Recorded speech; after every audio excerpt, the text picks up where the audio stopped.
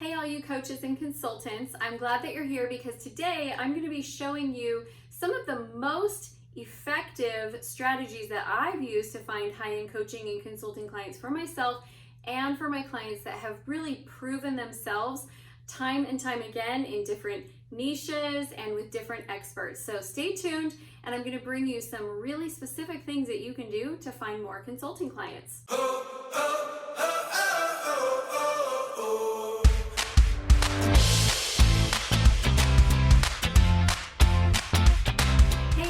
Walker, Client Acquisition Specialist, and in this video I'm going to be sharing with you specific strategies that you can use, client acquisition strategies, to be able to bring you more of your ideal client. And this is why I love doing this, because I'm a client acquisition specialist. My jam is to be able to help you find the simplest, most efficient ways to be able to consistently acquire your ideal client. I'm actually going to give you 5 different strategies that you can use that have each generated 6 figures in revenue, either for myself or for one of my clients. And they're very duplicatable, they're easy to put together. You don't have to have a huge following in order to make them work for you. And so they're ones that even if you're new to the game, you can jump in right away. If you're experienced, they're still going to work wonders for you. So I'm excited to share these with you. I'm also going to add in some things that I see consultants and coaches doing that I feel like are a waste of energy or a misdirection of energy. So some things that maybe a lot of people are doing right now that may not work for you, and I'll tell you why. So let's start off with what is maybe not working for you. A lot of consultants and coaches right now are trying to establish expert brands, and they're trying to go wide before they go deep. So what that looks like is they're trying to establish a YouTube channel and be a YouTube expert, or they're trying to establish a following on Instagram and become an Insta celeb / life coach / consultant on weight management / something. And so they're doing all of these things that are not bringing them clients today. They will down the road. They're long game plans. But what's happening is they're getting frustrated because they're not getting clients right now. And really, if you're starting a YouTube channel, you're starting an Instagram platform, it's because you want clients. I mean, that's the reason why you're there. So we need to make sure that we're creating a balance between things that can bring us clients in quickly and also things that are going to build us that brand recognition over the long haul. The other problem that I see is that there are a lot of people with large followings that don't know how to convert them into a program. And so you kind of have opposite challenges. So what client acquisition is going to do for you is it's going to create a streamlined process for you to be able to get your ideal client over and over and over again. If you have a small pool of people, you'll have fewer people moving through, but at a higher price point. If you have a large pool of people, then you'll have more people moving through, and great for you, you'll be able to get really big numbers a lot more quickly. But either way, you're going to be able to move ideal leads through, find out who they are, and just close some deals. So I'm really excited to share these with you because they've all been very successful campaigns for me. The first is to start a client acquisition podcast.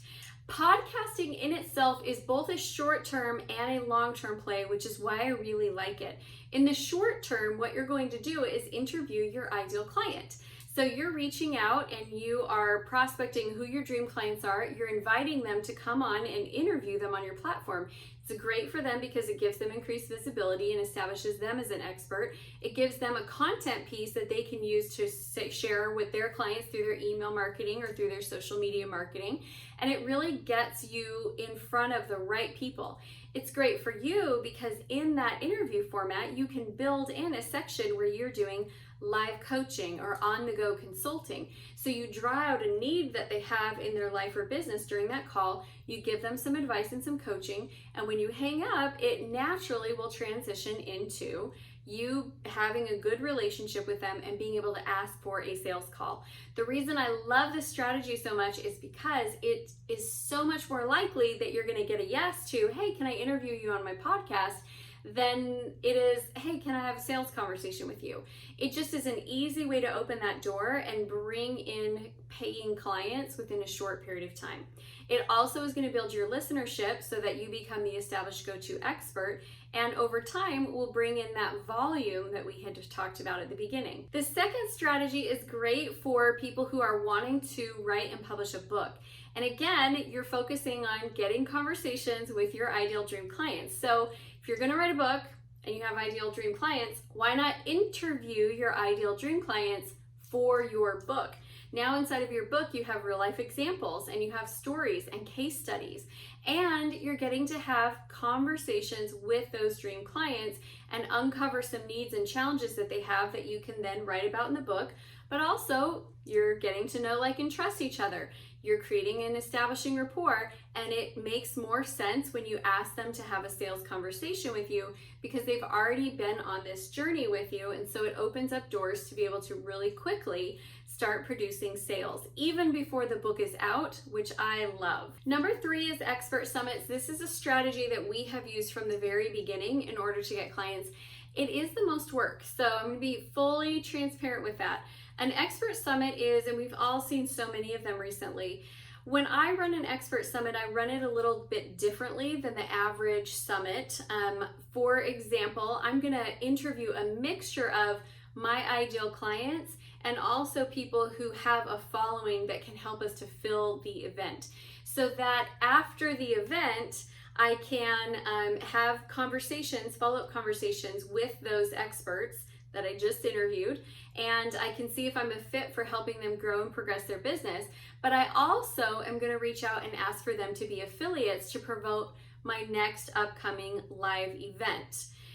It's a strategy that has worked extremely well for us historically, but particularly well during 2020 because we've had so many live events be canceled and so many people are looking. So all of the speakers and trainers and experts that were out there traveling on the road, they are now looking for online events that they can do. And so the expert speaker model has done really well. Now, having said that, there are a million summits going on right now. And so if you want yours to be highly effective, it has to be really well strategized and really well produced. Otherwise, you could get lost in the mix of what everyone else has going on. And like I said, it is a lot of work. It takes about 3 months to produce a summit that will produce between 1,000 to 3,000 leads for your business. So I love it because you're double dipping on this one. So we've got the speakers and experts and partners that we can reach out to about sales conversations, but then we also have all of the leads that we can pump into our sales team and follow up with and build some relationships and create some clients out of that. So it works on both ends, which I love. And then side note, I also repurpose that content and release it in YouTube and in other platforms as well. All right, strategy number 4 are challenge groups. And this is where you're going to be creating a 7-day challenge around a specific skill set that your ideal client needs. They come into the challenge, you can do it for free or you can do a paid challenge. And during the challenge, they're given daily assignments. At the end of it, there's a winner, so somebody gets the grand prize drawing, and you get to pitch your consulting services. This is a great platform if you are more of a coach slash consultant. If you're a consultant who is, doing a lot of one-on-one work, you may or may not find that this works for you. It just depends. I've had it go both ways. So I have a client who's a consultant for orthodontists. This works great for him because he does a team challenge around sales. I have a client who is a consultant for large industrial building people, and this probably would not work super well for him. So if you're more on the coach consultant side, I feel like this is a great fit. If you're on the I find one client and work for them for 6 months side, you probably would want to try the book or the podcast or the one that I'm talking about next. Strategy number 5 is going to be to have an assessment with an improvement plan. So what you do is you take your core area of competence. So for me, it's sales and marketing, which is what client acquisition is. And I create an assessment where you can go through and rate yourself on, ask different questions around your marketing strategy, around your marketing implementation, around your sales system, around your sales skills, around your team and scalability. So I have those different questions. The clients then go and answer them. It gives them and feeds them back a score telling them what level they're in. And based on what level they're in, we customize an improvement plan that we can send out that gives action steps. The reason why this strategy works really well as a consultant is because it gives your client a chance to date you before they get married, right? Like, they're able to see what you can uncover in their business.